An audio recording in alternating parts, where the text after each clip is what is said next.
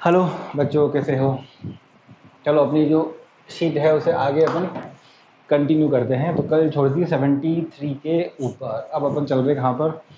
74 से आगे क्या करते हैं, स्टार्ट करते हैं। तो 74 से आगे क्या कर रहे हैं, इसको स्टार्ट कर रहे हैं अपन। बड़े आराम से करते हैं, जैसे भी हो आपकी इच्छा के ऊपर है। चले, कोई दिक्कत तो है नहीं। तो कैसे नहीं दिक्कत है, हम जानते हैं कैसे दिक्कत नहीं है।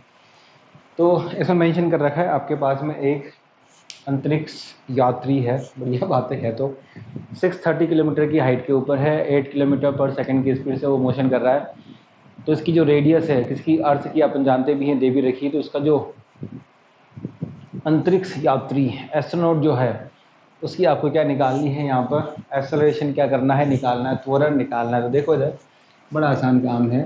जैसे ये अपने पास में क्या हो गई, अर्थ हो गई, और ये इसकी रेडियस है, अपन जानते भी हैं ये 6400 किलोमीटर, और एच भी आपको गिवन कर रखी है, कितनी है? 630 किलोमीटर। एक सेटेलाइट ये रिवॉल्व कर रहा है यहाँ पर, कितनी हाइट पर? ये एच हाइट पर। अब पूछा गया है इसका जो एक्सेलरेशन है वो पूछा गया है।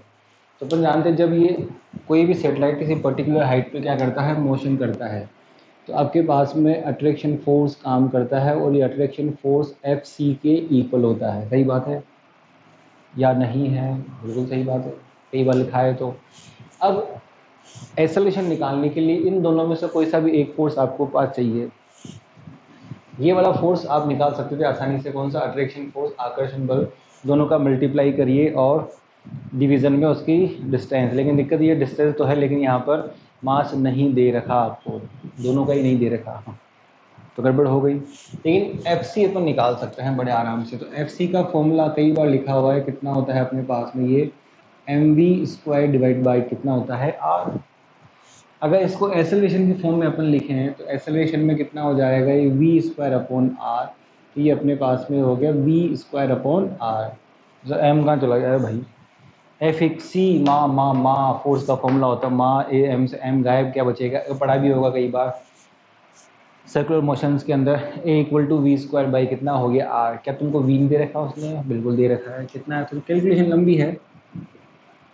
v है 8 किलोमीटर पर आवर, सॉरी पर सेकेंड, ये पर सेकेंड हो गया।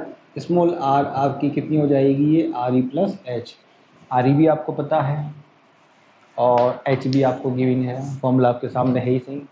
वैल्यूज़ रखिए और कैलकुलेशन करिए। ओहो सर, वही तो नहीं होती है उनसे, तो होता क्या है फिर? चलो आराम से कर सकते हो बाई यूजिंग कैलकुलेटर, यूज़ करो, थोड़ी लंबी कैलकुलेशन है। तो मिटाते हैं इसको, आगे चलते हैं फिर अपन। चलो मिटा तो दिया ही सही अपन ने, आगे चलते हैं अपन। 75 के ऊपर। तो 75 मेरे हिसाब से मुझे नहीं बताना चाहिए। इलिप्टिकली पाथ आ गया, दीर्घ वृत्ताकार की आ गई अपने पास में, कक्षा आ गई। तो इलिप्टिकली पाथ के अंदर क्या दे रखा है आपको? ओ ए अपॉन ओ बी डायग्राम बना हुआ है, आपके सबके पास शीट है मोबाइल में, तो डायग्राम दिख रहा है वहाँ इलिप्टिकली पाथ में। ओ ए अपॉन ओ बी की वैल्यू है एक्स। तो यहाँ पूछा गया बी और स्पीड का रेशो पूछा गया है। तो आपको मैंने एक सवाल भी करा रखा है जब इलिप्टिकली पाथ वाली कहानियाँ पढ़ाई थी, कि इनके लिए वी आर की जो वैल्यू होती है ये कांस्टेंट होती है। तो V1 R1 और V2 ये R2। तो यहाँ क्या पूछा गया है? V1 upon V2 equal to ये R2 अपॉन R1 लिखा रखा है, एंगुलर मोमेंटम कोणीय संवेग का संरक्षण। अब आपको गिवन क्या कर रखा है वहाँ पे कि ये R1 अपॉन जो R2 है ये कितनी दे रखी है? यहाँ पे x दे रखी है। तो यहाँ पे उल्टा आ गया, तो इसका रेशो कितना आ जाएगा तुम्हारे पास में? ये 1 अपॉन x आ जाएगा। सही है? ओ सॉरी, कोई बात नहीं, मैंने V1 अपॉन V2 निकाल दिया, 1 अपॉन x। आपको जो उसमें पूछा गया है उल्टा पूछा है, V2 अपॉन V1 पूछा है, तो एक ही बात, इसका उल्टा कर दीजिए, x आ जाएगा। चलो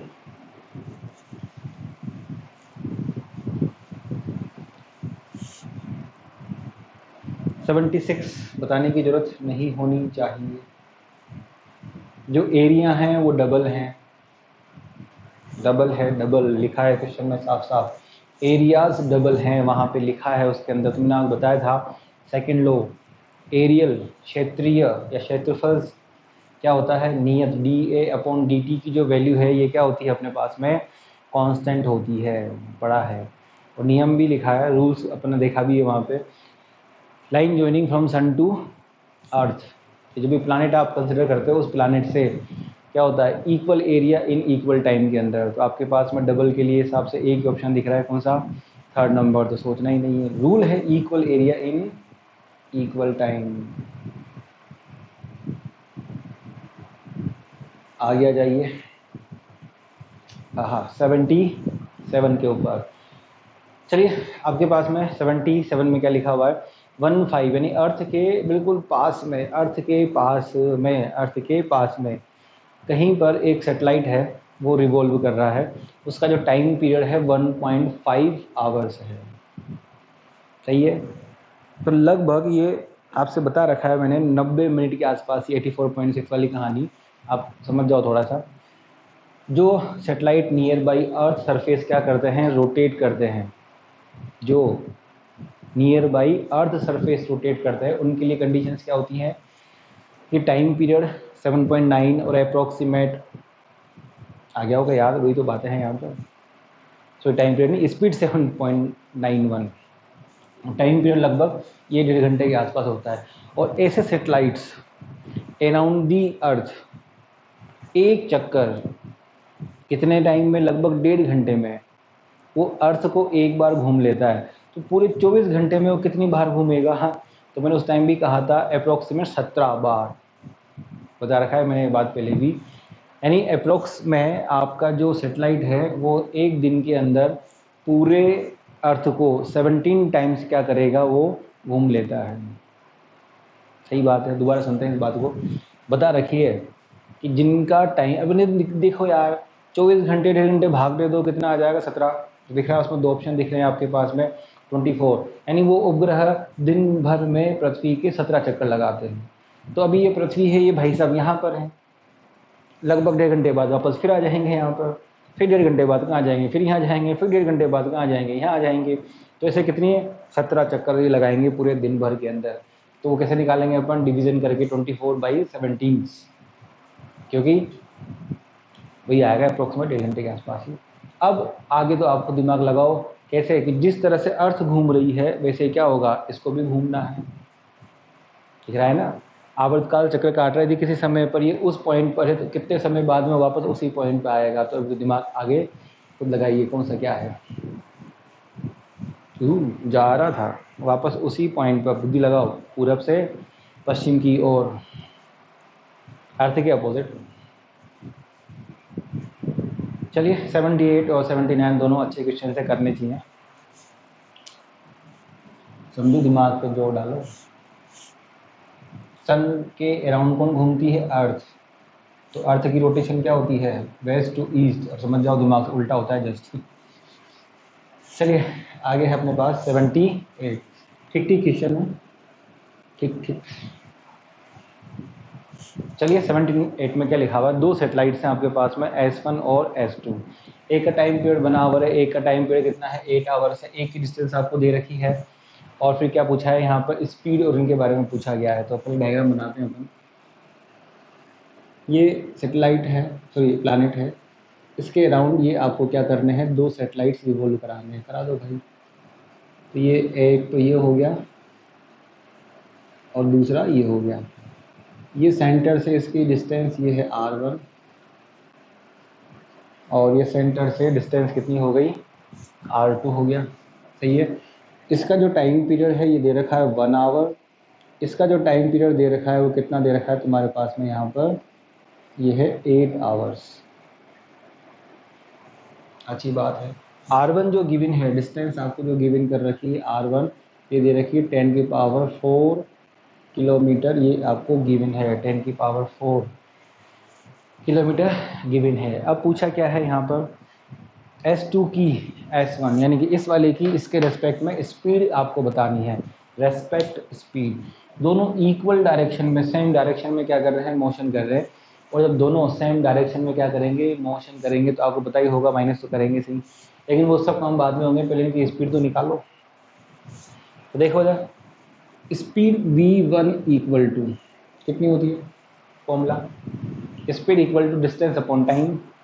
तो ये कितना डिस्टेंस ट्रेवल करता है 2 पाई ये r1 अपॉन t1 हो गया। v2 वाले की स्पीड कितनी आएगी 2 पाई r2 अपॉन में कितना हो जाएगा यहाँ पे t2 हो गया।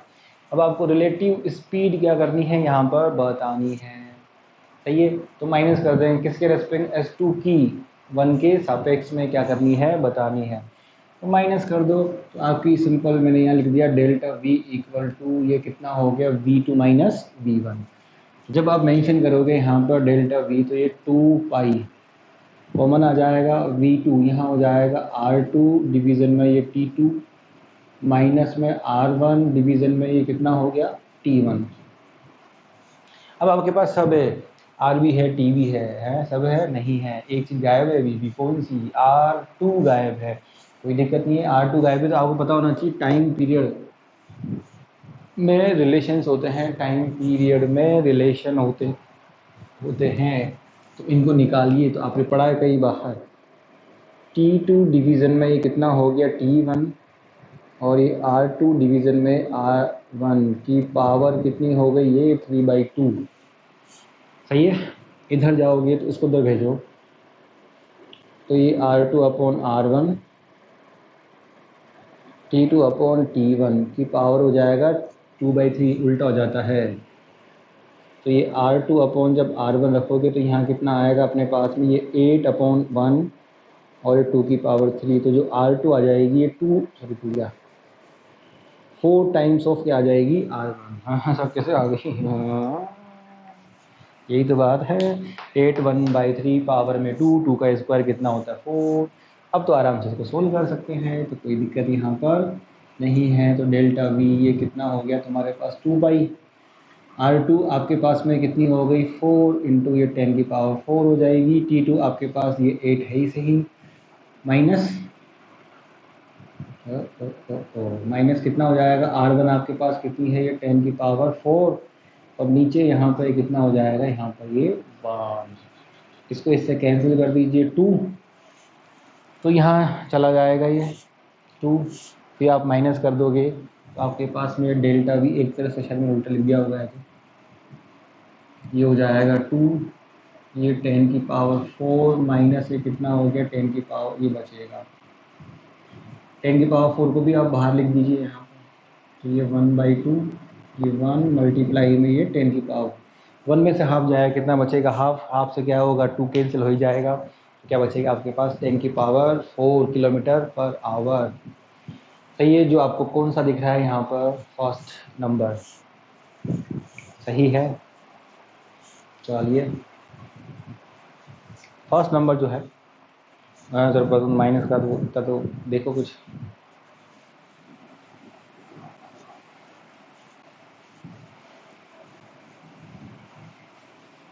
अब इसी में ही आगे जो नेक्स्ट वाला है उसमें एक और चीज़ पूछिए, इसी के अंदर क्या निकालना है तुमको, मतलब सभी को आपको बताना है एंगुलर स्पीड में जो है क्या बताना है यहाँ पर कहाँ गया, हाँ कोणीय वेग। तो एंगुलर स्पीड बतानी है रिलेटिव के अंदर। तो आप खुद जानते हो 79 में ये है अपने पास में 79 एंगुलर स्पीड। कैसे करेंगे भाई एंगुलर स्पीड में, तो एंगुलर स्पीड आपने पढ़ी होगी कई जगह पे, एक फॉर्मूला पढ़ा होगा v इक्वल टू ओमेगा में r। आपको बताना है यहाँ पे v बराबर ये ओमेगा अपॉन ये कितना कितना हो गया तुम्हारे पास ये r। v कितना, ओ सर v अभी आपने थोड़ी देर पहले क्या निकाल रखा है रिलेटिव स्पीड निकाल रखी है, कितनी निकाल रखी है ऊपर वाले के अंदर पाई इंटू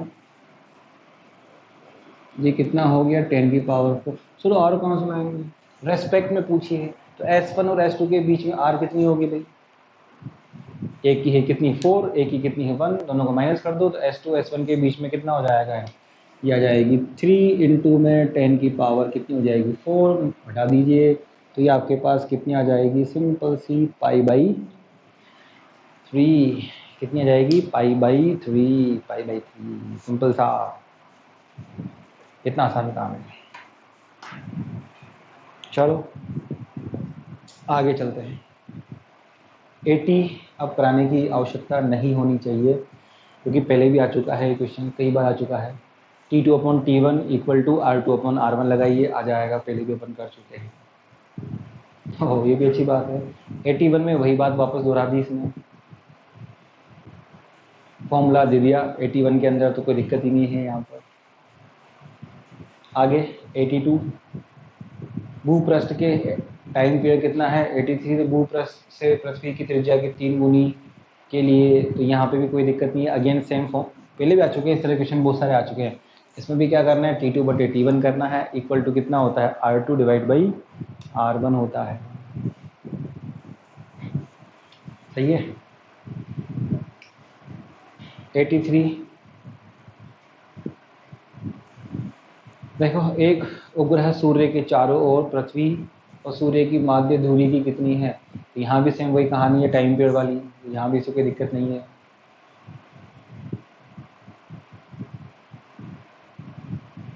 आगे 84, एक उपग्रह का द्रव्यमान दुगना कर दो और आवर्तकाल क्या रखा जाए नियत, तो क्या हो जाएगा, त्रिज्याओं का अनुपात। मतलब ये कहना चाह रहा है, कौन सा नंबर है ये 84,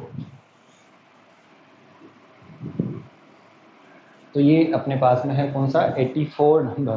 क्या कह रहा है, एक कोई उपग्रह है घुमाओ बेचारा, तो ये अपने पास कोई प्लानिट है, इसके चारों ओर कोई घूम रहा है बेचारा, कितनी डिस्टेंस पर, ये R, और इसका टाइम पीरियड। टाइम पीरियड का फॉर्मूला आपने पढ़ा है कई बार, T इक्वल टू 2π GME/R की पावर कितना होता है 3/2। अब वो क्या कह रहा है, उसी रेडियस में, अभी भी किस रेडियस में है S, इसमें R के अंदर, अभी मास कितना है इसका M। अच्छी बात है। अब वो क्या कर रहा है कि इसका टाइम पीरियड आपको फिक्स रखना है, यानी जो टाइम पीरियड इसमें कोई चेंज नहीं करना। तो आपको जानते हो इसमें तो आपको चेंज कर सकते नहीं हो, सही है। इसको फिक्स करने के लिए आपको जो R है ये भी फिक्स करनी पड़ेगी, यानी R की जो वैल्यू है ये क्या रहेगी, कांस्टेंट रहेगी इस कंडीशन के अंदर। और जब R कांस्टेंट है, इसका मतलब ये है कि आपका जो प्लानेट जो भी घूम रहा होगा यहाँ पर, वो उसी ऑर्बिट में घूमेगा, ना ऊपर जाएगा नीचे जाएगा, केवल मास क्या किया है, डबल किया है। तो आपने देखा होगा कि मास पर, खुद के मास पर स्पीड, टाइम पीरियड ये डिपेंड नहीं करते हैं, खुद के मास के ऊपर, खुद के मास के ऊपर, ये बात ध्यान रखनी है। सही बात है। चलिए, तो यहाँ पर रेशियो कितना आएगा 1/1, कोई चेंज आएगा नहीं टाइम पीरियड के अंदर, R में चेंज नहीं आएगा, तो रेशियो कितना आएगा 1/1 हो जाएगा। चलिए मिटाते हैं इसको। Time periods does not depend on mass, खाओ मास। आगे आ जाइए, पृथ्वी सूर्य के चारों ओर एक पूरा चक्कर अपन जानते हैं 1 साल में पूरी करती है, बहुत अच्छी बात है। यदि इनके बीच की दूरी कितनी कर दे अपन, डबल कर दे तो नया, तो कुछ भी नहीं, हिंट देता हूँ वापस, वही क्वेश्चन है, फिर भी बीच में आ गया तो कर देते हैं एक बार और। ये 85 क्या लिखा हुआ है, पृथ्वी अर्थ, ये सन है, और ये अपनी क्या हो गई अर्थ, तो ये तो भाई साहब सन हो गए, और ये कौन हो गए अपने पास, अर्थ हो गए। तो अभी जानते ही हैं, अभी जो डिस्टेंस है, तो ये 1 ईयर में, तो अभी जो डिस्टेंस है यहाँ पर, ये मान लीजिए कितनी है R1 है, तो अभी जो टाइम है वो कितना है आपके पास 1 ईयर है। अब क्या कर दिया, इनके बीच की डिस्टेंस को आपने क्या कर दिया, डबल कर दिया, ये लो, तो इनके बीच की डिस्टेंस को आपने क्या कर दिया, डबल कर दिया। तो अब जो ये T2 है ये कितना हो जाएगा, कितना हो जाएगा भाई T2, ये आपसे पूछा गया है, तो आपको पता ही है फॉर्मूला, मालूम ही है, T2/T1, तो शायद याद भी हो गए होंगे कि बहुत बार आ चुका है ये, R2/R1 की पावर 3/2, तो ये T2 इक्वल टू ये T1, यहाँ हो जाएगा 2R1, ये कितना हो गया R1, और ये कितना हो गया 3/2। आगे आप सोल्व कर सकते हो, पता ही होगा, कोई दिक्कत नहीं। अब 2 बज गया, तो 2√2,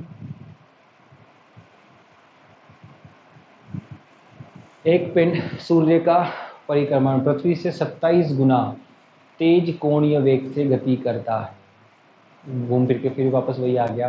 तो इनकी त्रिज्याओं का क्या निकालो हो, अनुपात निकालो। सेम अगेन क्वेश्चन 88, फिर भी मैं कर देता हूँ, कोई दिक्कत नहीं है एक बार, क्योंकि आ तो वही रहे। पूरा नहीं करूँगा, थोड़ा सा लिख देता हूँ बस।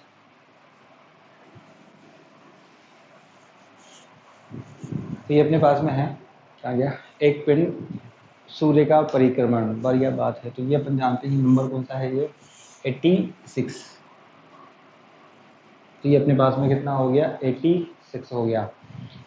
क्या लिखा है, परिक्रमण पृथ्वी 27 गुना। तो ये हो गया अपने पास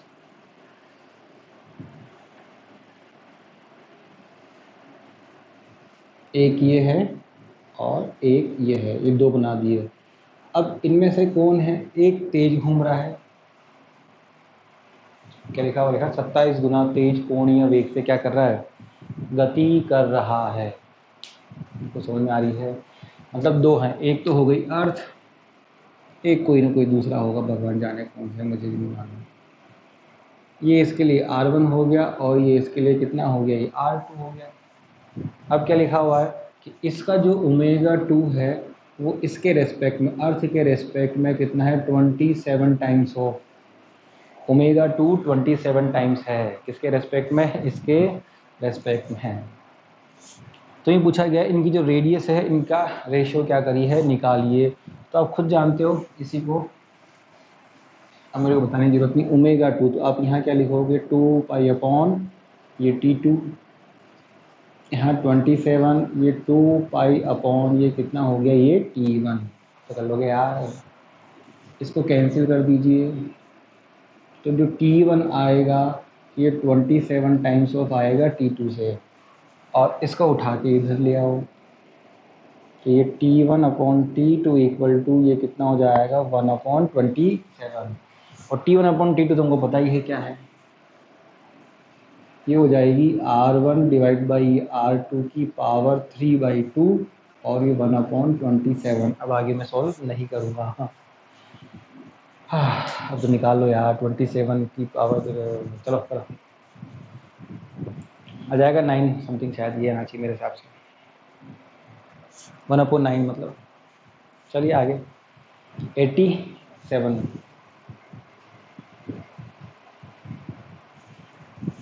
में लिखा हुआ है, सेंटर से R दूरी पर एक उपग्रह घूम रहा है, उसका एंगुलर मोमेंटम कितना है, L है। यदि डिस्टेंस कितनी कर दी जाए, 16r कर दी जाए, तो नया एंगुलर मोमेंटम कितना हो जाएगा। चलिए करते हैं इसको 87 पर।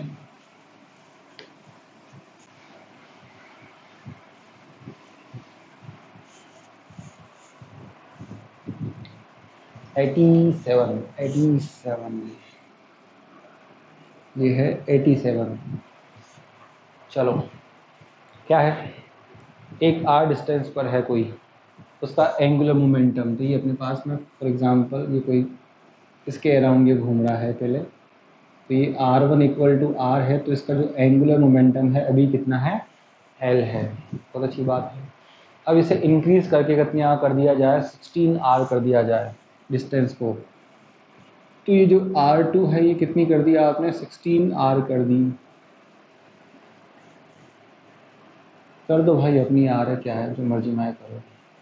तो इस कंडीशन में इसका जो एंगुलर मोमेंटम है ये आपको क्या करना है, यहाँ पर निकालना है भैया। एंगुलर मोमेंटम निकालना है, केवल डिस्टेंस को क्या कर दिया, चेंज कर दिया, तो कोई परेशानी नहीं है। इनिशियल कंडीशन में अगर एंगुलर मोमेंटम का अपन फॉर्मूला लिखें तो देखिए ये जो है L1 ये होगा mv1 और ये r1।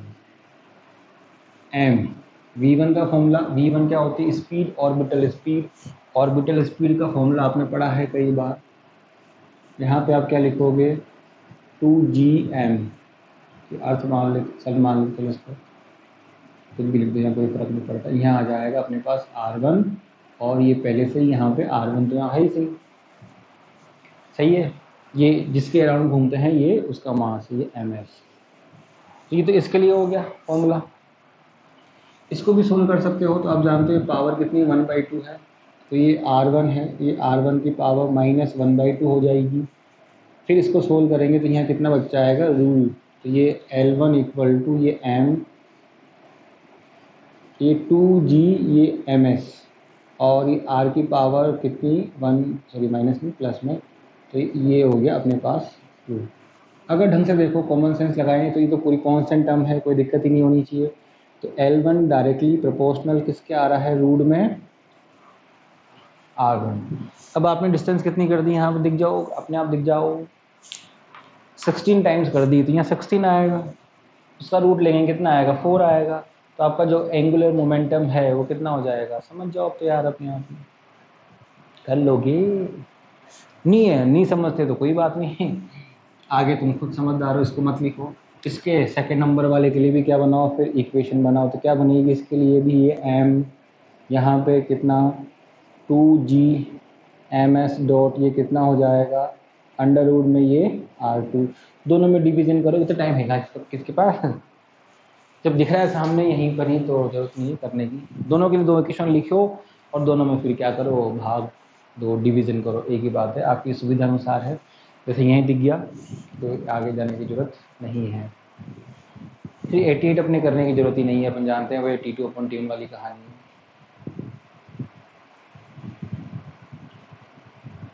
89 छोटी कैलकुलेशन है, पता ही है, लिखा रखा है मैंने आपको, मतलब बताया था, लिखा है तो पॉसिबल ही नहीं है। केपलर्स लॉ, सेकंड लॉ, क्षेत्रफल वाला जो है किस पर डिपेंड करता है, तो हम जानते हैं एंगुलर मोमेंटम, कोणीय संवेग संरक्षण के। फिर 90 गुरुत्वीय बल के अंतर्गत द्विवृत्तीय कक्षा में सामान्यतः स्पर्श रेखीय वेग, त्रिज्यीय वेग, कोणीय वेग, क्षेत्रीय वेग, क्या बताऊँ इसमें, तो d/dt क्या होता है, कांस्टेंट, उसको क्या बोलते हैं अपन, एरियल स्पीड। तो समझ जाओ भाई, लिखा है। तो फर्स्ट तो पॉसिबल ही नहीं है। स्पर्श रेखीय वेग, अगर आप किसी भी जगह पे टेंजेंट ड्रॉ करोगे तो अपन जानते हैं इलिप्टिकली पाथ में हर पॉइंट पर स्पीड क्या आती है, अलग अलग आती है। चलो आगे चलते हैं, पता है तो 90 थ्योरेटिकल है। फिर आगे केंद्रीय बल में क्या अपरिवर्तित रहता है, फिर आ गया कोणीय संवेग, कोणीय संवेग, एंगुलर मोमेंटम 92, ये सब इसकी क्या है, शो करती हैं। टी क्या है इसकी, टी इसकी क्या है, गतिज ऊर्जा है।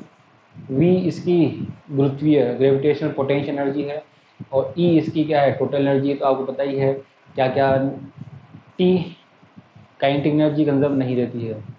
वी सदैव धनात्मक होती, पॉजिटिव नहीं आती है। वी ऑलवेज किस में होती है, नेगेटिव ड्यू टू अट्रैक्शन। ई ऑलवेज किस में होती है, नेगेटिव में। चलो खैर तो थ्योरेटिकल पार्ट होते हैं, कर लेते हैं आराम से अपन। चलो ये कौन सा सेक्शन आ गया, सेकंड नंबर, इसमें भी बहुत सारे सवाल हैं।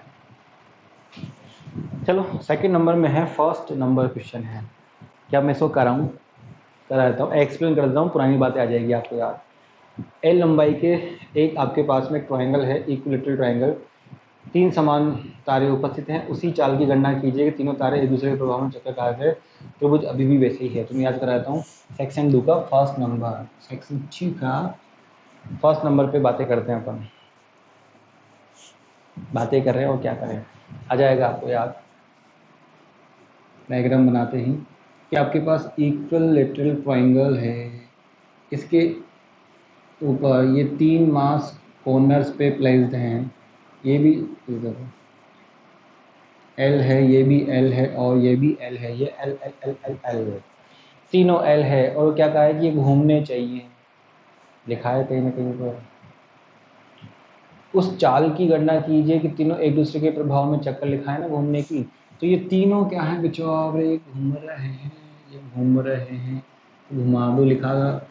तो ये घूमते ही अपन जानते हैं सेंटर से एक फोर्स काम कर जाता है, तो ये आपको पता ही है, करूँगा नहीं मैं पूरा। एफ सी इक्वल टू ये हो जाएगा mv² डिवाइड बाई, ये कितना हो जाएगा आर, आर कितनी होगी ये, क्योंकि जहाँ फोर्स पढ़ा रखा है वहाँ एग्जाम्पल में सारे करा दिए पहले। अट्रैक्शन फोर्स कितना काम करेगा इनके बीच में बता रखा है। अट्रैक्शन फोर्स की जो डायरेक्शन होती है वो कहाँ होती है, टूवार्ड सेंटर। इसके लिए भी कहाँ होती है, सेंटर की ओर। इसके लिए भी कहाँ होती है, ये सेंटर की ओर। फिर दोनों फोर्स को अपन बराबर करते हैं, कर चुके हैं अपन पहले, पुराने वीडियोस में देख सकते हो आराम से, इसलिए कोई परेशानी नहीं है। अट्रैक्शन फोर्स भी कितना आ जाएगा जी, ये m² अपॉन नीचे ये डिस्टेंस का आएगी, तो ये आपको निकालनी पड़ेगी। तो ये भी अपन निकाल चुके हैं सब। ये एंगल कितना होता है 30 डिग्री करके, तो शुरू का जो फर्स्ट या सेकंड वीडियो है उसमें आप निकाल सकते हो, कर चुके हैं, इसलिए मैं दोबारा नहीं कर रहा था, याद आ जाए इसलिए बनाया सब डायग्राम। तो फिर हमको तो नहीं आएगा, क्या करें अब।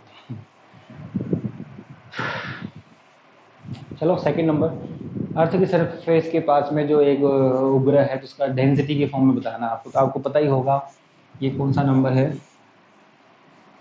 तो टाइम पीरियड का जो फॉर्मूला होता है वो होता है 2 पाई अंडर रूट में कितना होता है GME, और ये R की पावर कितना होता है 3/2। तो अपन जानते ही हैं मास है, तो मास में कौन छुपा होता है अंदर, वॉल्यूम इंटू डेंसिटी। तो इसी के अंदर डेंसिटी आ जाएगी। इसको चेंज करेंगे तो आपका क्या बनेगा, ये आएगा T प्रोपोर्शनल में किसका आएगा ME में, और उसी के अंदर डेंसिटी होती है, तो अंडर रूट में कितना आ जाएगा, ये डेंसिटी आनी है या पानी है, जो भी है, या किसी की नानी है। आगे चलिए, एक उपग्रह पृथ्वी के चारों चक्कर लगा रहा है, तो इसकी स्पीड कितनी % से इंक्रीज की जाए, तो आपको लिखा रखा है मैंने कहीं पर 41.4% से अगर इंक्रीज करेंगे थर्ड नंबर के अंदर, तो ये कहाँ चला जाएगा, स्पेस में 41% इंक्रीमेंट करेंगे। तो तुमको सपने आते हैं, हाँ देखो VE इक्वल टू लिखा चुका हूँ मैं V0, और ये कितना हो गया √2। √2 को क्या लिखेंगे अपन 1.410, इसको क्या लिख देंगे अपन 1 प्लस में ये 0.41, और ये कितना हो जाएगा ये V0, सही है। अलग अलग कर दीजिए इसको, तो ये V0 प्लस में ये कितना आ गया 0.41 V0। तो इतना अमाउंट आपको इंक्रीज़ करना है, परसेंटेज निकालने के लिए कितना हो जाएगा 41.4% आपको क्या करना है, इंक्रीज़ करना है। चलिए 41.4% इंक्रीज़ अपन करेंगे। यदि पृथ्वी की त्रिज्या 4% से कम हो जाए और घनत्व डेंसिटी वही रहे, तो प्लेन वेग का मान बता रखा है मैंने। इस तरह की जो ट्रिक्स होती हैं हमको निकालने के लिए, ठीक है। डेंसिटी में कोई चेंज नहीं करा, डेंसिटी वाला फॉर्मूला लगाइए, किसके लिए, एस्केप के लिए, कर लोगे। चलो मुझे पता है कौन सा है, फोर्थ नंबर। एस्केप का फॉर्मूला कितना होता है तुम्हारे पास, ये होता है 2GME/RE। इसको डेंसिटी के फॉर्म में आप चेंज करिए जी, तो ये आप जानती हो यहाँ कितना आएगा, 4/3 पाई RE इंटू में ये DE, और ये G, जी में लिख चुका हूँ पहले, ये क्यूब, और ये कितना हो गया RE, एक कैंसिल हो जाएगा, तो VE जो आएगा प्रोपोर्शनल में ये RE, सवाल भी आ चुका है पहले, ये DE, सही है। ये सब तो बाकी कॉन्स्टेंट्स है, R² RE की फॉर्म में 12 आ गया, D डेंसिटी। तो डेंसिटी पे तो इफेक्ट है ही नहीं यहाँ पर, केवल किस पे देखना है आपको, किस पे देखना है, कहाँ चला गया, केवल रेडियस पे। तो 4% आपने क्या कर दिया कम, तो ये डायरेक्टली प्रोपोर्शनल है, तो पावर इसकी भी 1 है, तो कितना आएगा भाई 4% से क्या होगा आपका कम हो जाएगा, तो कोई दिक्कत ही नहीं है। कहा था मैंने पावर से मल्टीप्लाई करके कर सकते हो। तो 4% का डिक्रीमेंट। चलिए एक बार मोबाइल चेक कर लें, चल रहा है ना, हाँ चल रहा है भाई, चल रहा है तो चलाते रहो, चल रहा है तो। आगे फिफ्थ नंबर, आगे फिफ्थ नंबर में क्या है, कुछ भी नहीं है। आपके पास में एक क्या कहते हैं, कोई उपग्रह है, उसको लोअर से कहाँ भेज दिया आपने, अपर ऑर्बिट के अंदर। तो ये पूछा गया है इस परिवर्तन के कारण निम्न में से कौन सा मान, मतलब कौन सी वैल्यू बढ़ेगी। अगर लोअर ऑर्बिट में से अपन कहाँ चले जाएं, अपर ऑर्बिट में, तो कौन सी वैल्यू इंक्रीज होगी।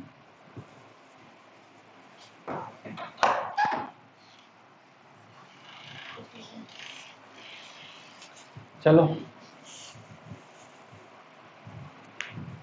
देखते हैं इसमें। तो आपको जानते हो अपर से लोअर में जाने के लिए क्या करना पड़ेगा आपको। फर्स्ट नंबर ऑप्शन है फोर्स के बारे में। बीच में कहाँ गायब हो गए थे ऐसे यार, कुछ कोई आ गया था। चलिए कहाँ गया, हाँ ये रहा फर्स्ट नंबर। मान बढ़ेगा तो दूर जा रहे हो तो पॉसिबल ही नहीं, निम्न से लोअर से ऊपर जाने पर तो पॉसिबल नहीं है।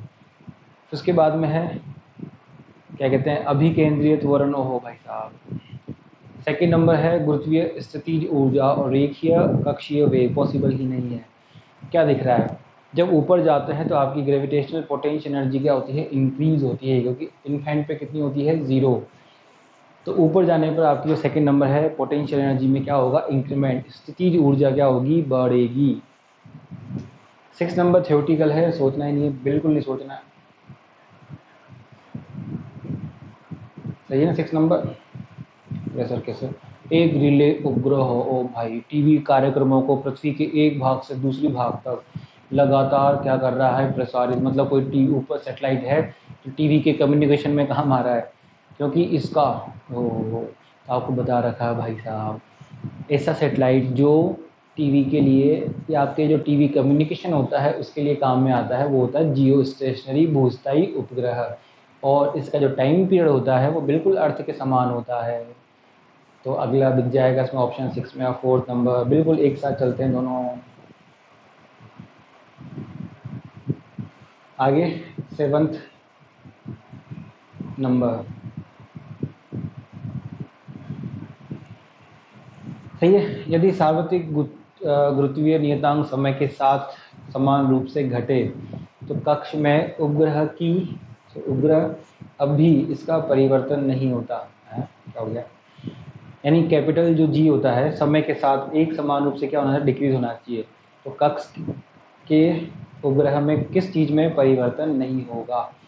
ये यूँ पूछ रहा है कि अगर कैपिटल जी की जो वैल्यू होती है ये कंटिन्यूस क्या हो रही है आपके पास में, डिक्रीज होती है समय के साथ में, तो जो सेटेलाइट आपका घूमेगा, सही है, तो उस उपग्रह के बारे में कौन सी चीज़ ऐसी है जो परिवर्तित नहीं होती है, ये आपको बतानी है।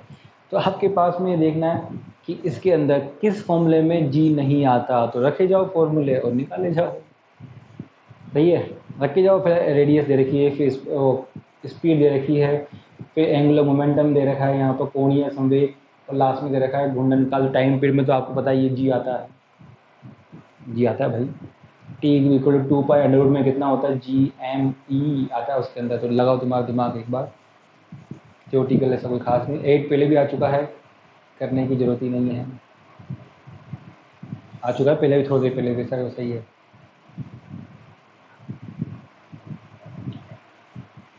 9 नंबर बिल्कुल बकवास सवाल है, वही T2 अपॉन T1 करके निकालना है इसके लिए भी, रेशो निकालना है पर कुछ सूर्य का डायग्राम बनाओ, लिखो, आ जाएगा आराम से, इसको कोई महान सवाल नहीं है। 10th नंबर में कोई ऐसी परेशानी नहीं है, 10th नंबर में करा चुका हूँ पहले ही। फर्स्ट नंबर जो अपनी एक्सरसाइज वीडियो था फर्स्ट या सेकेंड, उसी में ही है, फोर्स वाले के अंदर, फिर भी याद करा देता हूँ थोड़ा सा। ये इस तरह से दो स्पेयर थे, ये आपस में एक दूसरे से कॉन्टेक्ट में थे, आपको आ गया होगा शायद याद, इधर भी ये आर, इधर भी ये आर, तो इनके बीच में जो फोर्स है निकाली, तो आपने सबने निकाल रखा है ये एफ प्रोपोर्शनल में ये G M square upon R square. फिर मास को किस में कन्वर्ट कर रखा है, वॉल्यूम इनटू डेंसिटी के अंदर, निकलोगे तो आ जाएगा। कर रखा है पहले वाले वीडियो में, करा चुका हूँ, इसलिए अभी करने की कोई यहाँ पर जरूरत नहीं बनती है। आयतन इंटू घनत्व में ब्रेक करिए, दिख जाएगा, दिख जाएगा।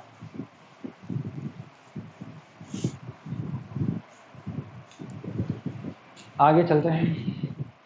11 नंबर फॉर्मूला है डायरेक्टिव, मेरे सर ये भी होता है, अरे यार फॉर्मूला है, और फॉर्मूले के फॉर्म में पूछा गया, तो आप जानती हो यार, G equal to G M E upon ये कितना होता है, आर स्क्वायर, इसमें से क्या निकालना है, एम ई, ये इधर चला जाएगा, जो है आपका आंसर दिख जाएगा, कोई खास ऐसी बात है नहीं। आगे 12 नंबर, 12th नंबर, इसको नीचे कर लें पहले, चलो 12 नंबर है, सब दे रखा है आपको। एक उपग्रह है 12 नंबर में, उसका मास है, तो 12 नंबर जो उपग्रह है सेटेलाइट, इसका मास अपने पास में कितना है, 400, ये एम की जो वैल्यू है ये कितनी है, 400 किलोग्राम का सेटेलाइट है, बढ़िया बात है, 400 किलोग्राम का भी। 2r रेडियस में ये क्या करता है, घूमता है, और फिर क्या करना है, इसकी 2r से 4r में इसको लेके जाना है। तो अमाउंट ऑफ एनर्जी आपको बतानी है, यानी अगर डायग्राम बनाए अपन, तो ये अपनी अर्थ है, इसके अराउंड ये घूम रहा है, इसके अराउंड फिर इसके है। पहले ये कहाँ पर है, r1 इक्वल टू कितनी है, 2r, और फिर यहाँ पर जो r2 है इसके लिए ये आपको करनी है 4r। यहाँ पर जो r है ये रेडियस ऑफ अर्थ है अपने पास में, ये अपनी r है, एक ही बात है, वो रेडियस है। तो यहाँ से यहाँ तक ले जाने में कितना वर्क अपन को करना पड़ेगा, इससे यहाँ तक ले जाने में। तो आपको बताया, मैंने कई बार कहा है, amount of work equal to change in energy. ये बोर की हाइपो भी है, 3rd नंबर वाली, बोर क्या कहा उसने, एक इलेक्ट्रॉन को लोअर से ऑर्बिट में ले जाने के लिए अमाउंट खर्च करना पड़ता है, कितना करना पड़ता है, दोनों के एनर्जी लेवल्स की एनर्जी के बराबर। वैसे ही पता होगा, यहाँ जो एनर्जी होगी, यहाँ जो एनर्जी होगी अपने आप तो होगी नहीं, तो यहाँ पे एनर्जी होगी E1, यहाँ पे एनर्जी होगी कितनी, E2। तो कितना अमाउंट ऑफ वर्क करना पड़ेगा आपको, ये करना पड़ेगा E2 माइनस E1।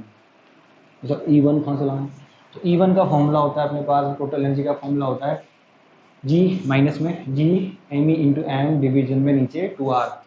तो ये कितना हो जाएगा, माइनस में G एम ई एम, और नीचे कितना हो जाएगा, 2r होता है, 2r।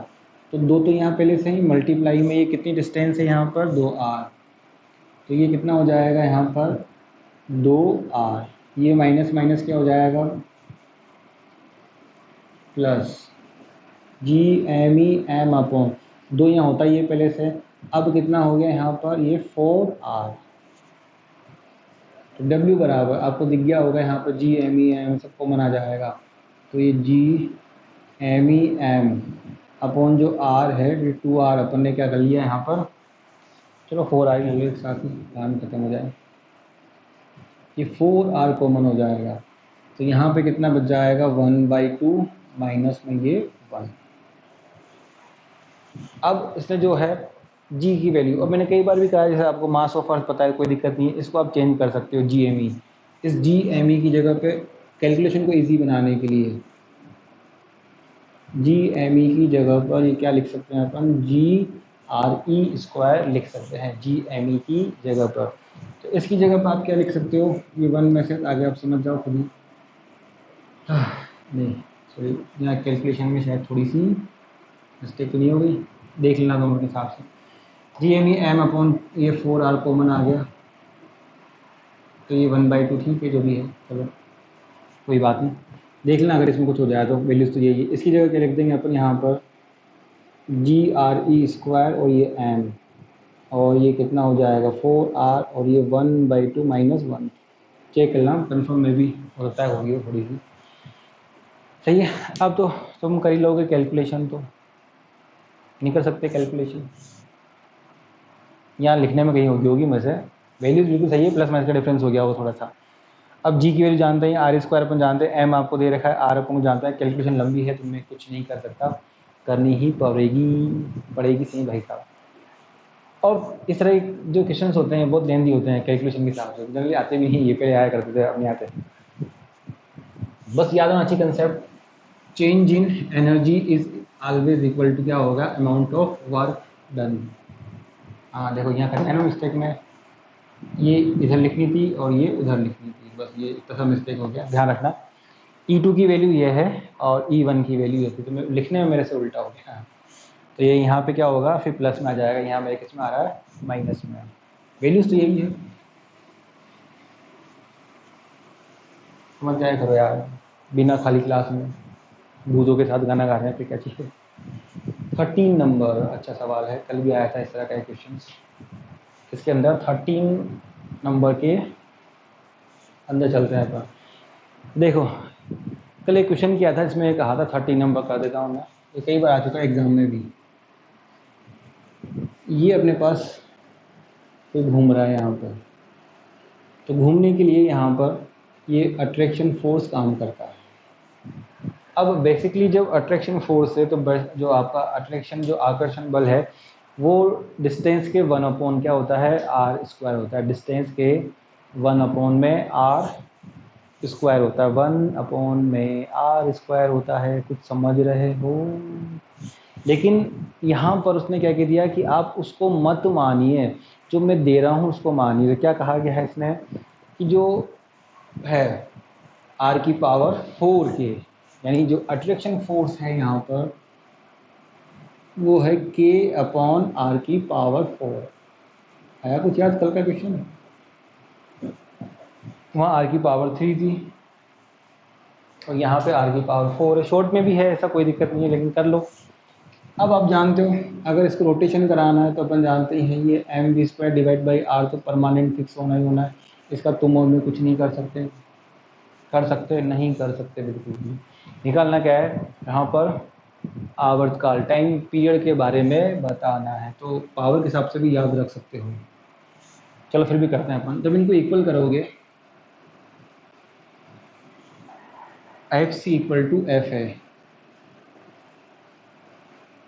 इक्वल टू ये के अपॉन में ये आर की पावर, एक आर से आर कैंसिल हो जाएगी, तो ये वी स्क्वायर जो प्रोपोर्शनल में आएगा 1 अपॉन यहाँ कितना हो जाएगा, आर की पावर 3। सब बाकी कहाँ गया? भाई मेरे को तो आंसर प्रोपोर्शनल में देखना है, उसके अंदर प्रोपोर्शनल में तो यहाँ पर जो ये है वी प्रोपोर्शनल 1 अपॉन आर की पावर ये कितना हो जाएगा 3/2।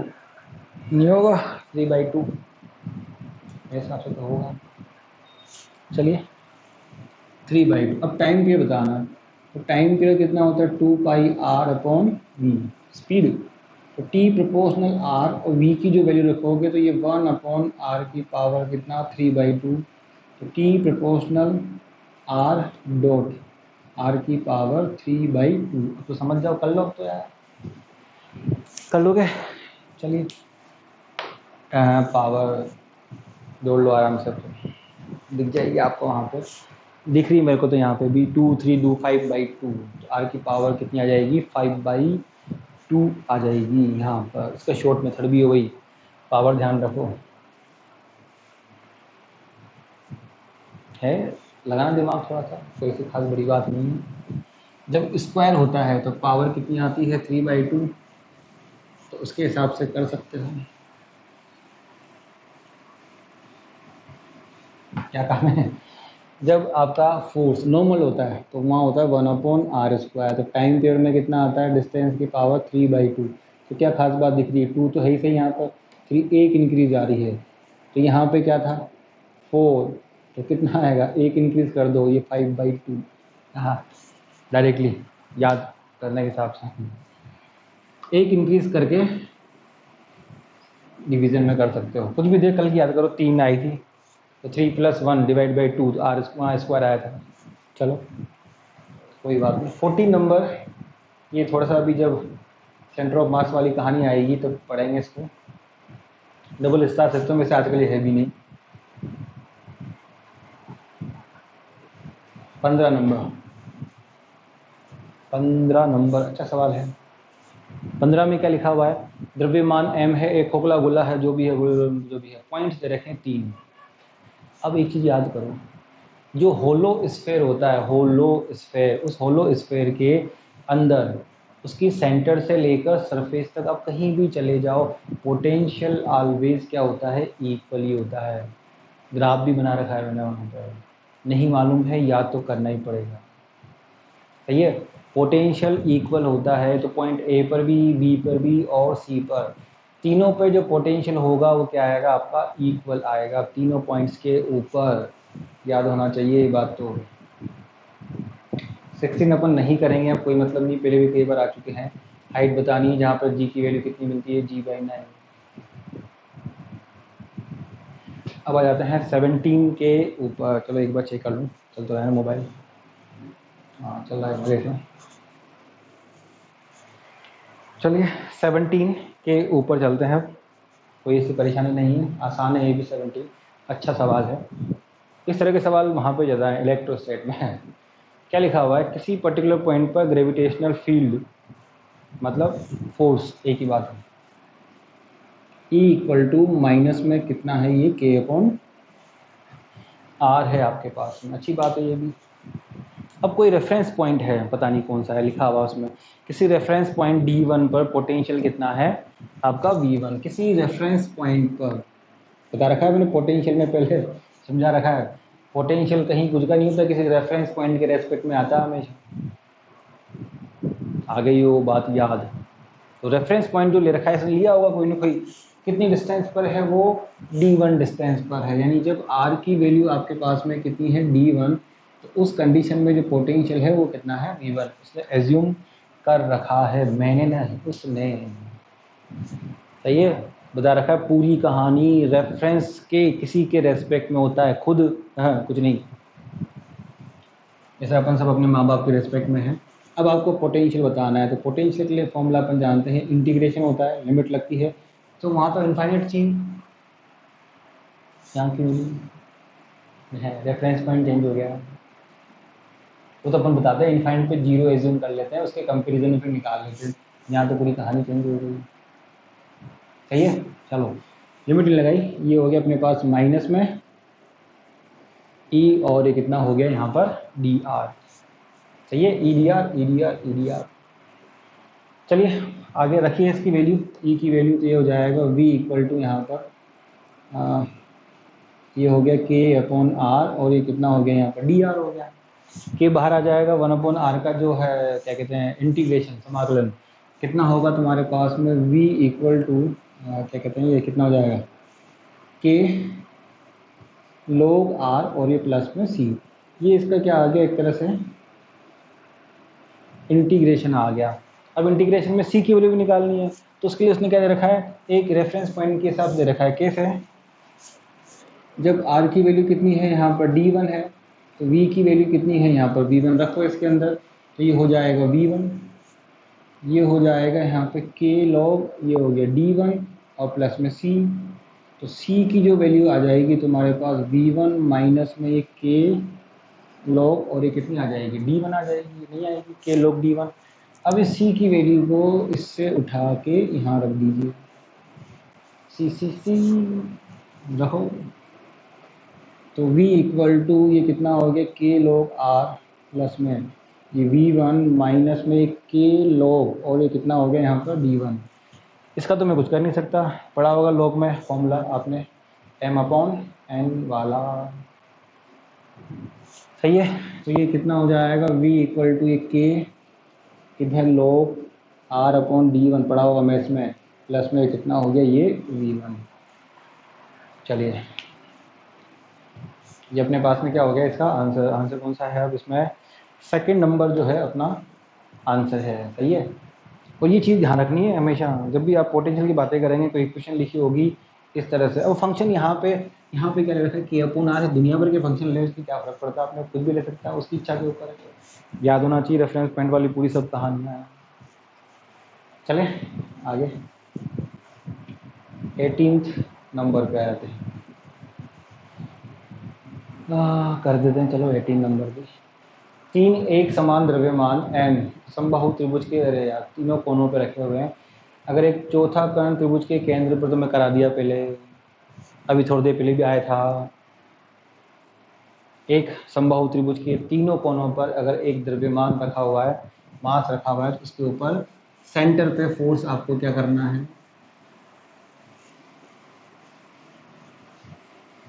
नहीं है तो पुराने वीडियोस देख सकते हो, सेकंड या थर्ड वीडियो में अवेलेबल है ये चीज़ें। जीरो होगा वैसे भी अपन जानते हैं।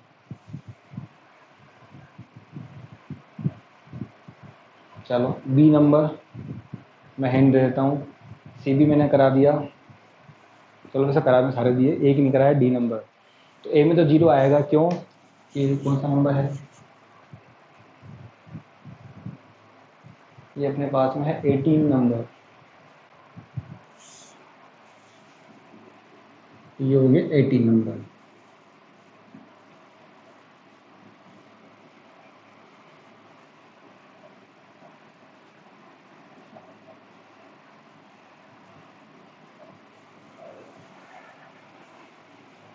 चलो क्या करें 18 नंबर के अंदर, क्या तीन मास है ही समबाहु त्रिभुज इक्विलेटरल ट्रायंगल अपने पास है ही, ये आर और ये कितना हो गया आर, इसके सेंटर पे एक मास रखा हुआ है, उस पर क्या निकालो फोर्स, बता चुका हूँ पहले भी, वही पिक्चर की हीरोइन वाली कहानी, इधर वाले भाई साहब इसको इधर अट्रैक्ट करेंगे, ऊपर वाले भाई साहब इसको इधर अट्रैक्ट करेंगे, इधर वाले भाई साहब इसको इधर अट्रैक्ट करेंगे। 120 डिग्री का एंगल बनेगा यहाँ पर ये, तो 120 डिग्री पे इक्वल जो फोर्स काम करता है, जो नेट फोर्स उसी के इक्वल आके 0 हो जाता है। करा चुके हैं पुराने वीडियोस में, जिम कर सकते हो, और आता होगा यार, वेक्टर समी करना है, इसमें क्या करना है। बी में इसी चीज़ के अंदर अगर जो 4th नंबर है इसी का जो बी पार्ट है उसको कहाँ रखा जाए, सेंटर पर, तो उस पर क्या निकालिए, कुल बल बताइए, तो कोई दिक्कत नहीं है, ये अपने पास में इसका जो बी पार्ट है ये हो गया, ये एम और ये कितना हो गया यहाँ पर एम। तो जी मान लो, मैं तो ये आर मान रखिए, वहाँ ए मान रखिए, कोई फर्क नहीं पड़ रहा उसका, तो मान से चेक कर लो अपने आप ही क्या रखा हुआ है। किसी भी एक के मिड पॉइंट पे, यानी आपको यहाँ पे एक मिड पॉइंट ए ले लिया, इससे यहाँ से ये मिड पॉइंट हो गया, तो ये अपन जानते हैं ये कितनी हो जाएगी r/2, और ये भी कितनी हो जाएगी r/2 हो जाएगी। इस पे क्या निकालो, यहाँ एक आपने एक मास प्लेस कर दिया, इस पे फोर्स निकालो, तो इसको छोड़ के बाकी जो 3 हो गए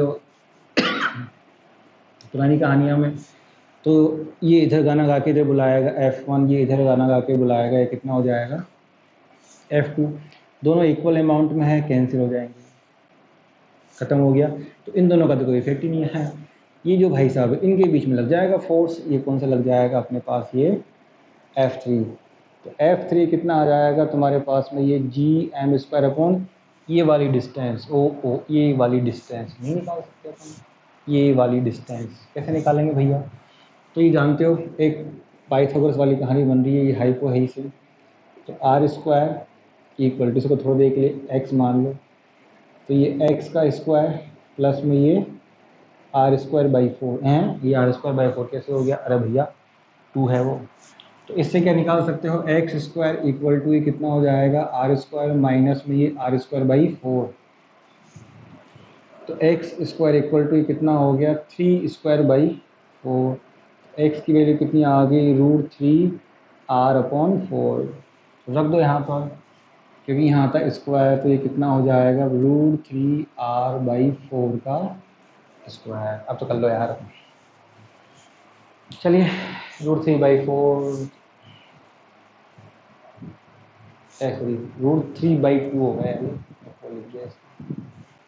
अंडर रूट लेंगे तो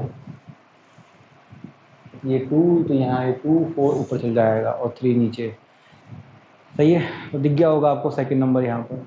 चलिए मिटाते हैं इसको। इसका जो सी नंबर है ये भी मैंने आपको करा दिया, सी नंबर करा चुका हूँ, तो जहाँ पे पोटेंशियल एनर्जी के अंदर है मेंशन, वहाँ पर है। इसकी भुजा डबल करनी है आपको, तो कोई दिक्कत नहीं है, इसमें क्या खराबी है। पहले जब भुजा ए में होंगे तब एनर्जी लिख लो, जब 2a करेंगे तब एनर्जी लिख लो, दोनों को क्या कर दो माइनस कर दो, आ जाएगा आपका। हाँ ये ऑप्शन आंसर शायद सेकंड नंबर है, 3/2 को पुराने वीडियोस में हो रहा है, कोई दिक्कत नहीं है।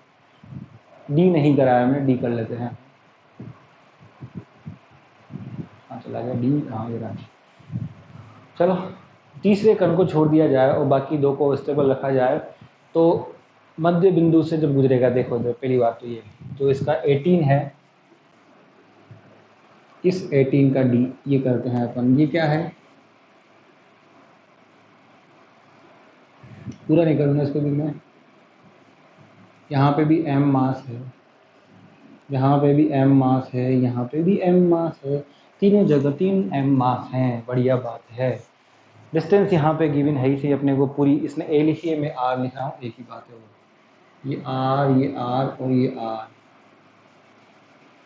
अब यहाँ से क्या, इन दोनों को तो फिक्स कर लिया और इसको छोड़ दिया बेचारों को, इस वाले को छोड़ दिया, इस गरीब को छोड़ दिया, तो ये क्या करेगा धीरे धीरे इस डायरेक्शन में क्या करेगा, ये मोशन करेगा और इसके मिड पॉइंट से ही क्या करेगा यहाँ पर पास होगा।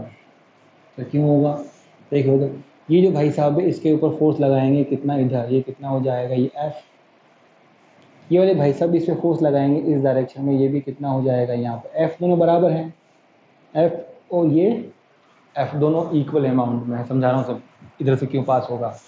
अब इसके जब अपन कॉम्पोनेंट लेंगे, यहाँ पर बनाते हैं डायग्राम, एक फोर्स की डायरेक्शन यहाँ पर एफ, चलो इतने भी मत लगाओ दिमाग, इतना तो वेक्टर पढ़ाई होगा।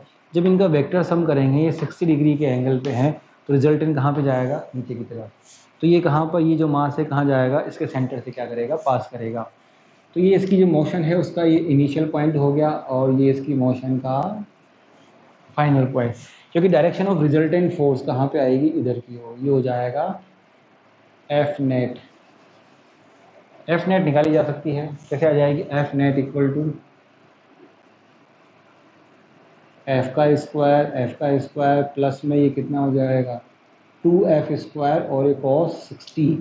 तो ये आ जाएगा आपके पास में एफ, पहले भी निकाल चुके हैं कई बार, रूट में 3f आ जाएगा। चलो खैर ये काम भी नहीं आ रहा है यहाँ पे, इसका कोई मतलब भी नहीं है अपने को जो काम करना है वो करना है। थोड़ा सवाल लेंथी है। चलिए ए से बी पर, जब बी से ए पास होगा तो क्या करनी है, स्पीड लिखनी है। तो इसको तो मिटा देता हूँ एफ वाली कहानी को। तो पहली बात तो ये है, पॉइंट ए पर पहले ये रेस्ट कंडीशन में है, पॉइंट ए पर ये रेस्ट कंडीशन में है। तो आपको ए से बी के मोशन में क्या लगानी पड़ेगी, इसके लिए एनर्जी कंजर्वेशन। भाई फोर्स वेरी करेगा ऊपर से नीचे आने पर, इस जगह जब ये पास होगा तो फोर्स कितना होगा, 0। और जब फोर्स वेरिएबल है तो बता रखा है सॉल्यूशन एनर्जी कंजर्वेशन से। तो पॉइंट ए पर जब आप लिखोगे potential energy at point A, तो इसके ऊपर कितने दो के अट्रैक्शन काम कर रहे हैं, इसका भी और इसका भी। तो क्या आ जाएगी, minus GM² minus GM² upon are, दो की आएगी, दो की। इस जगह पे काइनेटिक एनर्जी कितनी आएगी बेचारे के पास में, ये 0 आ जाएगी। किस मोमेंट पे, क्योंकि पहले वहाँ रखा है, फिर छोड़ते हैं धीरे धीरे। सही है। जब ये बी से पास होगा तो इस मोमेंट पे पोटेंशियल एनर्जी कितनी आएगी, इसके ऊपर इसका भी अट्रैक्शन है, इसके ऊपर इसका भी अट्रैक्शन है। अब डिस्टेंस कितनी है, r/2, यहाँ भी कितनी हो जाएगी, r/2। तो माइनस में ये कितना हो जाएगा, 2 ऊपर चल जाएगा, 2GM² अपॉन आर, माइनस में 2GM² अपॉन में कितना हो जाएगा, r। सही है। जब इस मोमेंट पे पास हो रहा है तो ऊपर से जानते हैं फोर्स लगता हुआ आ रहा है इसके ऊपर, यहाँ भले ही फोर्स 0 हो, लेकिन ड्यू टू इनर्शिया इसके पास क्या है, यहाँ स्पीड होगी, 0 नहीं होगी। तो इस मोमेंट पर काइनेटिक एनर्जी कितनी, 1/2 mv²। अब तो खुद कर लो, टोटल अमाउंट ऑफ एनर्जी, दोनों को इक्वेट करिए और सोल्व करिए। तो क्या बनेगी, टोटल थोड़ा सा लिख देता हूँ बस मैं, पोटेंशियल एनर्जी B और एक kinetic energy B equal to potential energy A plus ये काइनेटिक एनर्जी A। तो वैल्यूज रख लीजिए, इन दोनों का सम दोनों को बराबर कर दो, V की वैल्यू आ जाएगी। सिंपल, 1 रेख 2, 2 और 2 4, बड़े इजी गोइंग में कैलकुलेशन हो रही है। कर लो यार, इसको क्या कर गए, चलिए खत्म हो गई। आ जाते हैं एक्सरसाइज नंबर 3 पर, अच्छी बात है। चलो एक्सरसाइज नंबर 3 पे आते हैं अपन, चलते हैं आगे। मेरा पोछा एक्सरसाइज नंबर 3 पर आ जाते हैं, हो जाएगी शायद कल खत्म, लंबी तो लेनी पड़ेगी भाई।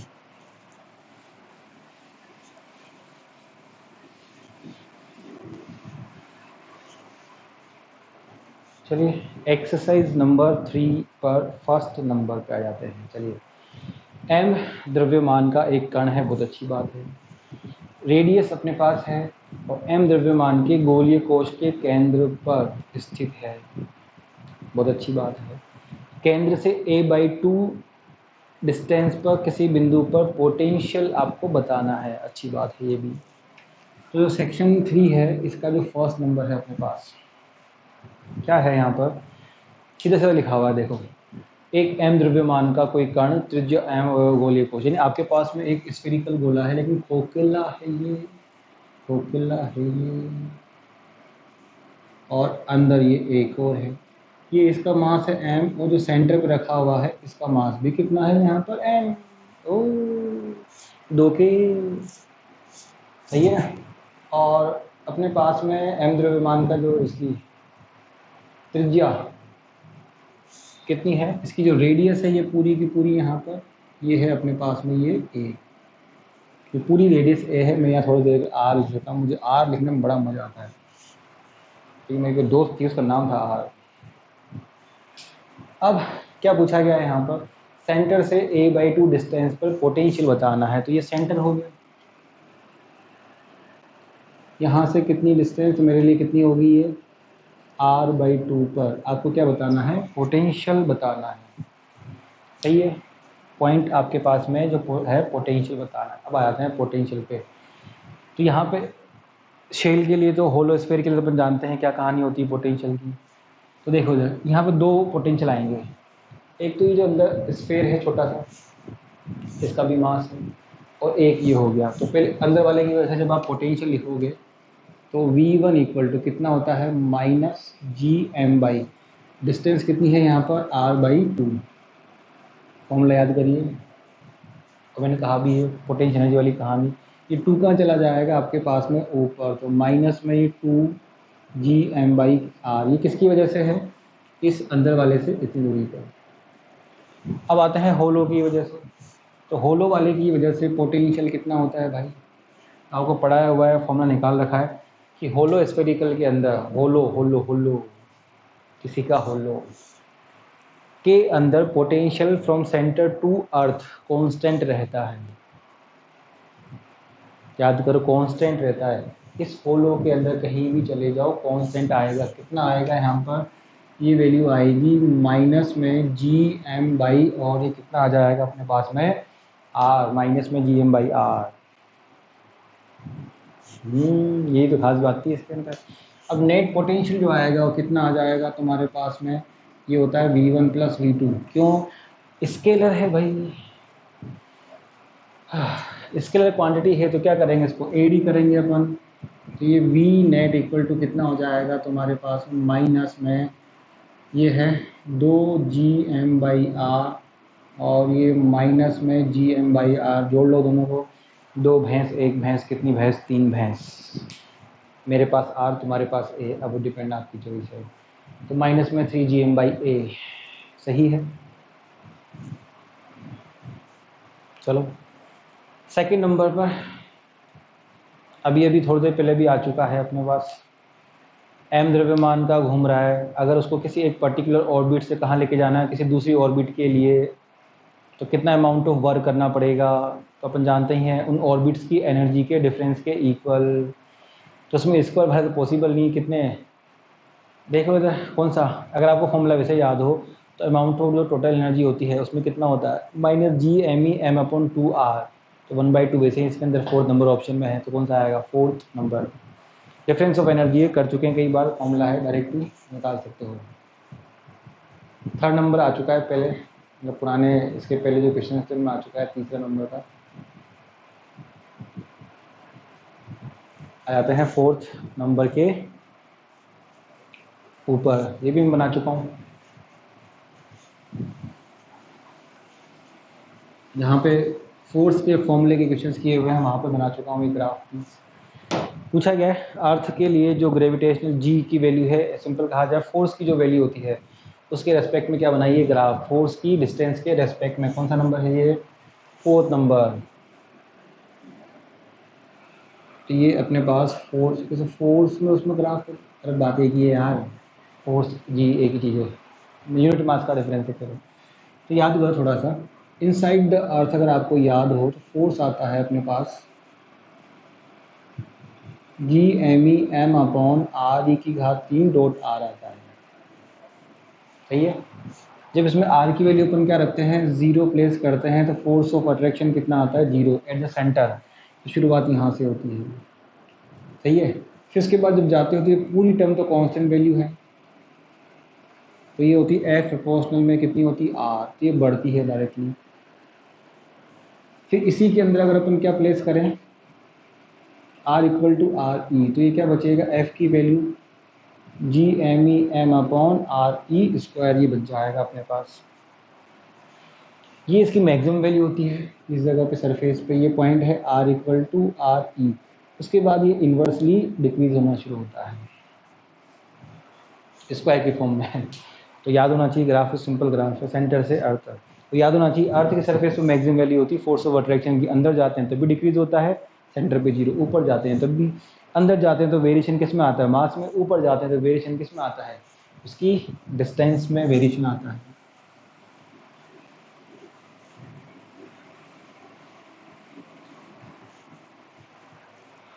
चलो आगे चलते हैं। 5 नंबर आ चुका है, आपको पता ही है। स्पीड इलिप्टिकली पाथ के अंदर स्पीड का जो रेशियो आता है किस में आता है? इलिप्टिकली पाथ में। पढ़ा है यार अभी थोड़ी देर पहले भी। v इंटू आर की वैल्यू क्या होती है? नियतांक होती है इलिप्टिकली पाथ में। तो इसके लिए क्या लिखा जाता है? v1 r1 equal to v2 r2। तो v1 upon v2 equal to ये r2 अपॉन r1 आ जाना चाहिए यार फटाफट है। तो इलिप्टिकली पाथ के तो कोई छोटे छोटे क्वेश्चन। 6 नंबर, एक ऑब्जेक्ट को अपन फेंकते हैं तो किस मोमेंट पर आपकी शक्ति मतलब पावर सबसे मैक्सिमम मिलेगी? तो मैक्सिमम हाइट पर मिलेगी पावर, पॉसिबल ही नहीं, हमारा जान नहीं होती उसके अंदर। बस। सेकंड नंबर, पृथ्वी से टकराने से जस्ट मोमेंट। हाँ ये तो खास बात है। फिर वस्तु की पूरी यात्रा की स्थिति में गलत बात, चांस नहीं बनता। वस्तु की प्रक्षेपित, जिसको प्रक्षेपित प्रोजेक्ट करेंगे तो उसके चांस नहीं बनता। जब कोलिजन करेगी अर्थ के जस्ट उस मोमेंट पर उसकी स्पीड कितनी होगी भाई साहब? भयंकर। ऊपर से किसी ऑब्जेक्ट को छोड़ेंगे तो स्पीड बहुत ज़्यादा होती है उसके पास। Just before. आगे सेकंड नंबर, आपको पता ही है ये फॉर्मूला है किसका? एस्केप स्पीड का। तो इसमें कोई परेशानी नहीं है, एस्केप स्पीड का फॉर्मूला है। पूछा क्या जानते हैं? 2gma/r होता है ये। चलिए 8 नंबर पे कर देता हूँ मैं। 8 नंबर आपके पास अगेन गोलीय कोश है, सही है। और अरे यार अभी तो थोड़ी देर पहले करके निपटा अपन। 3gm/a जस्ट थोड़ी देर पहले कहा अपन। ये कहीं वापस तो नहीं आ गया? मैं नहीं, क्वेश्चन ही वापस आ गया। आगे 10 नंबर, कोई दिक्कत ही नहीं होनी चाहिए। ये पूछा गया है किस हाइट पर जाएं कि आपकी जो वैल्यू है वो इनिशियल वैल्यू की 1/16 हो जाए। कर लोगे? कई बार क्या होगा, यानी कि जी डेज की जो वैल्यू है ये कितनी हो जानी चाहिए? g/16। तो एच क्या करनी है आपको यहाँ पर निकालनी है। फॉर्मूला होता है ये G dash equal to G R E upon R E plus H का होल स्क्वायर। यहाँ लिख दीजिए g/16, यहाँ लिख दीजिए g, यहाँ पे आर ई और ये आर ई प्लस एच का होल स्क्वायर। चलो सोल्व करो आराम से लो। 11 नंबर, हाँ ये बहुत से बच्चों को कंफ्यूज करता है। जी की वैल्यू का फॉर्मूला पूछा है, इसका डायमीटर के बारे में देखा। जी का फॉर्मूला नहीं मालूम तुमको? जी का फॉर्मूला होता है G M E upon R E square. इस आर ई की जगह पे क्या लिख दोगे यहाँ पर? d/2। आगे समझ जाओ। चलो आगे 12 नंबर नहीं करेंगे, वही अपन जानते हैं, पहले भी कर चुके हैं। T2/T1 करना है, कोई दिक्कत ही नहीं है। T2/T1 ही करना है, कुछ भी नहीं करना। तो T2/T1 तो कर रहे हैं अपन बहुत देर से। 30 नंबर फॉर्मूला है, याद होना चाहिए। Delta U change in potential energy, कभी पुराने वीडियोस में आ चुका है कई जगह पे। चेंज इन पोटेंशियल एनर्जी पहले भी आ चुका है, मतलब ये क्वेश्चन।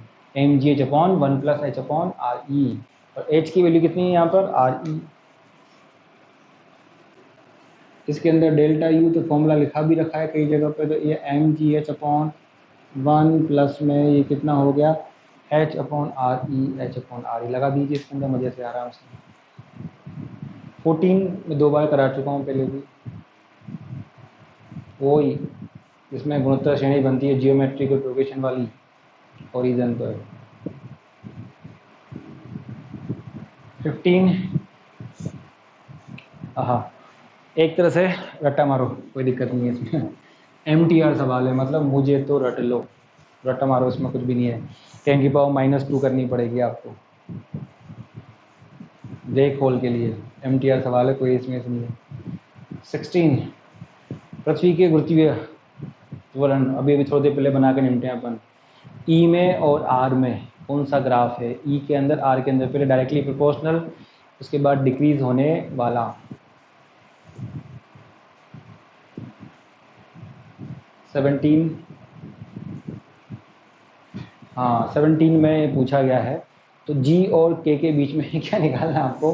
रिलेशन। तो आप खुद जानते होंगे शायद टाइम पीरियड का फॉर्मूला कितना होता है, T square, so T equal to 2 pi under root में कितना होता है ये जी एम ई और ये आर की पावर 3/2, सही है। अब वो क्या कह रहा है इसके अंदर, T square equal to R की पावर, तो इसका स्क्वायर कर दो तो ये हो जाएगा 4 पाई स्क्वायर और यहाँ पे जी एम ई और ये आर की पावर 3। अब आर के साथ जो लिखा हुआ है उसको क्या बोल रहा है कि, तो आपका जो 4 पाई स्क्वायर अपॉन में जो जी एम ई है इसे क्या बोल रहा है ओके, तो इसमें रिलेशन ये कितना आ गया, 4 पाई स्क्वायर इक्वल टू के जी एम ई, सही है। First number option. चलिए आगे, कितना हो गया वीडियो चेक करें, 5 मिनट और बस, ख़त्म करते हैं फिर इसको। 18 में ऐसा कुछ है ही नहीं। ग्रेविटेशनल पोटेंशियल है, हाइट दे रखी है, कितनी ऊंचाई पर गुरुत्वीय विभव और गुरुत्वीय त्वरण जी तथा, कर लोगे इसको, जी का मान क्रमशः 6 मीटर पर सेकेंड, या कर लोगे यार। ये पूछा गया है किस हाइट के ऊपर जो जी है उसकी वैल्यू 6 मीटर पर सेकेंड स्क्वायर है, जैसे पहले भी लिखा हुआ है, दोनों में से कोई सा भी उपयोग में ला सकते हो, डिपेंड ऑन योर चॉइस में है, आपके ऊपर है। इसके अंदर कौन सा है ये 18 में, तो फॉर्मूला यही है, ये कहना चाह रहा है कि जी डेस जो है वो कितना है आपके पास में 6 मीटर पर सेकेंड स्क्वायर, और जी अपन जानते हैं कितना होता है 10 मीटर पर सेकेंड स्क्वायर, फॉर्मूला अपन जानते ही हैं, जी डेस इक्वल टू जी वही आर ई अपॉन, जानते हो इसको, आर ई प्लस एच का कितना हो जाएगा ये होल स्क्वायर। चलो कर लो, इसमें रख के एच की वैल्यू निकालनी है। चलो बस दो लास्ट, 19 फिर आ गया है वापस। 20 अपन जानते ही हैं एस्केप, और उसमें प्लान वेग नहीं अलग है, पक्षी का प्लान वेग वे है, दूसरे का प्लान वेग कितना है वी पी है, इनकी रेडियस और औसत घन पृथ्वी से तुलना में कर सकते हो, कई बार आप पहले भी आ चुका है। मतलब एस्केप वेलोसिटी का लिखा है formula A to B A, escape V E proportional में ये आर ई इंटू में ये कितना हो गया डी, तो कई बार कर चुके हैं, होना चाहिए अपना आराम से। चलिए 21 देखो फिर आ गया वापस, जानते ही 21 में ग्राफ है, ग्राफ अपन कर सकते हैं आराम से, पहले भी आ चुका 2 बार। चलिए 21 पे करते हैं ब्रेक अभी, नहीं चलो 2 कर लेते हैं ये। 23 रेशो है, ये रट्टा मारो क्वेश्चन है, जितना है उसका आंसर, तुम कुछ नहीं कर सकते इसके अंदर 23 के अंदर।